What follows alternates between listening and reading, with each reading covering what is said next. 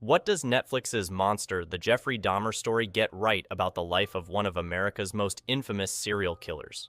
True crime stories are all the rage at the moment, and Netflix has been putting out some of the most popular documentaries of all time, but how accurate is their retelling of the Milwaukee Cannibal's story? Let's separate the fact from the fiction in the Jeffrey Dahmer story. One of the main differences between the series and the true story is the character of Glenda Cleveland, portrayed by Niecy Nash.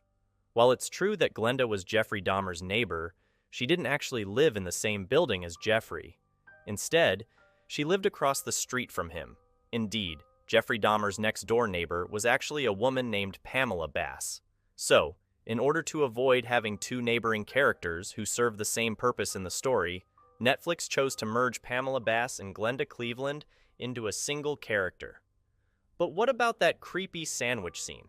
One of the most memorable interactions between Dahmer and Cleveland is in a scene where he offers her a sandwich. While it is not shown explicitly, the scene implies that this sandwich may contain human meat. Indeed, Dahmer was known for his cannibalism, so it wouldn't be surprising if he prepared dishes using human meat. In reality, this sandwich scene did actually happen. However, it was Pamela Bass, not Glenda Cleveland, who ate the sandwich. So, was Glenda Cleveland's character depicted accurately? No. In the series, two police officers intervene in order to help Konarak Synthasamphone, Jeffrey Dahmer's youngest victim, who is wandering around the street naked, drugged, and with a bloody head. However, there were actually three police officers: John Balkerzak, Joseph Gabrish, who are portrayed in the series, and finally Rick Perubkin. The other significant difference between their depiction in Netflix's miniseries and the real story is that these three police officers were never actually decorated after Dahmer's arrest. In reality, they were actually suspended in 1992, before being brought back into the police force in 1994. This plot point was probably added into the series in order to contrast with Glenda Cleveland's similar scene. However, the rest of the police officer's story was retold accurately. Indeed, Dahmer was able to convince the officers that Konarak was his 19-year-old boyfriend and that he had had too much to drink. And it's true that the three officers also made homophobic jokes. Also, the conversation between Glenda Cleveland and John Balcerzak did happen exactly like that. So, did the encounter between Jeffrey Dahmer and the three police officers really happen? Yes. In episode 6 of the Jeffrey Dahmer story, titled Silence, the adaptation retells the story of Tony Hughes, one of Dahmer's victims. But how authentic was Netflix's portrayal of Hughes's story? It's true that Tony Hughes was actually deaf since childhood because of a medication overdose. All of the details of his life were detailed by Tony's family and friends.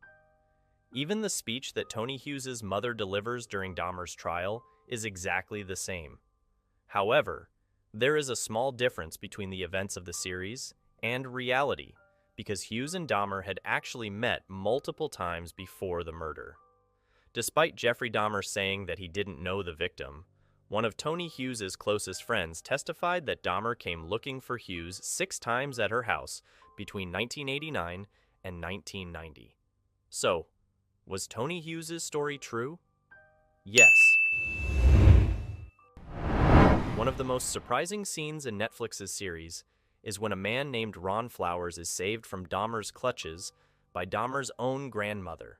Indeed, we see Catherine Dahmer watching over the young man while he's sleeping, thus preventing the Milwaukee monster from taking advantage of the situation and potentially killing Flowers.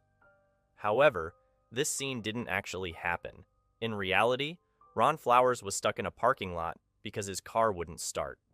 Jeffrey Dahmer showed up like a good Samaritan and offered to take Flowers back to his grandmother's house, where they would get another car and bring it back to the parking lot to start Flowers' car. After a while, Ron Flowers decided to drink his coffee and leave, but he was unaware that Dahmer had already spiked his drink, and Flowers began to lose consciousness. This is where the true story and Netflix's version diverge. Apparently, Dahmer changed his mind and decided not to kill Flowers simply because he was too big for him, and it would have been very difficult to move his body. The next day, Flowers woke up at the hospital with bruises all over, and no memory of having seen Dahmer's grandmother. So, was Ron Flowers really saved by Dahmer's grandmother? No. As depicted in the series, Jeffrey Dahmer did indeed work at the Milwaukee Blood Plasma Center for about a year. In the show, we see him consuming the blood bags he steals from the center. But did this really happen? Jeffrey Dahmer was known as the Milwaukee Cannibal and definitely consumed human flesh. However, the time Dahmer tries drinking human blood didn't go down the way it did in the series. Indeed, Dahmer did in fact steal some blood. However, he didn't go drink it in his bathroom like he does in the series. Instead, he went to the roof of the Milwaukee Blood Plasma Center and drank the contents of the tube. However, after drinking it, he immediately spat it all out.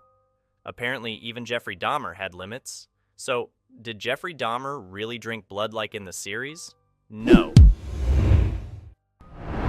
In the third episode of the series, we see one of the most shocking scenes in the whole show. Indeed, Dahmer waits for a jogger to run past him, then jumps out from behind a bush holding a baseball bat, then threatens the jogger with it. In reality, this never happened. While it's true that Jeffrey Dahmer admitted being fascinated with a particular jogger in his neighborhood and had thought about attacking him with a bat, he never actually got the opportunity to do it. So, this scene is more of a depiction of one of Dahmer's twisted fantasies than a true story. So, did the baseball bat scene actually happen? No. The last episode of the Jeffrey Dahmer story is without a doubt the most emotionally poignant, but it's also one of the least accurate. While all of the family members' testimonies at the trial are portrayed accurately in order to honor the memory of the victims' families, there is one small detail that is completely different in the series. Indeed, in the series, the motivation of the character of Christopher Scarver, the man who killed Jeffrey Dahmer in prison, is changed. In reality, Scarver admitted that he beat Dahmer to death because of his behavior and his lack of remorse for his crime.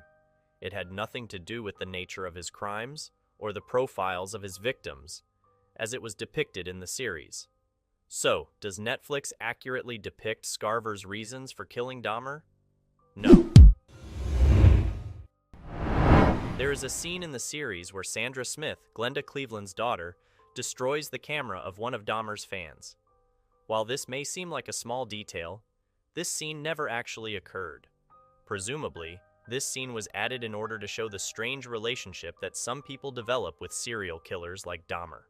Indeed, it is not uncommon for criminals like him to have fans, or even lovers while in prison. So, did Sandra Smith really destroy a fan's camera? No. In conclusion, Netflix's Monster, the Jeffrey Dahmer story, makes many modifications to the true story it's based on. And while the series attempts to treat Dahmer's story appropriately, its many changes to the facts may leave some fans thinking that the adaptation does not honor the victims' memories. That's all for this video examining the fact and fiction of the Jeffrey Dahmer story. What was the most enjoyable part for you? Share your thoughts in the comments section below. Don't forget to subscribe to my channel for more fascinating content exploring the difference between movies and reality.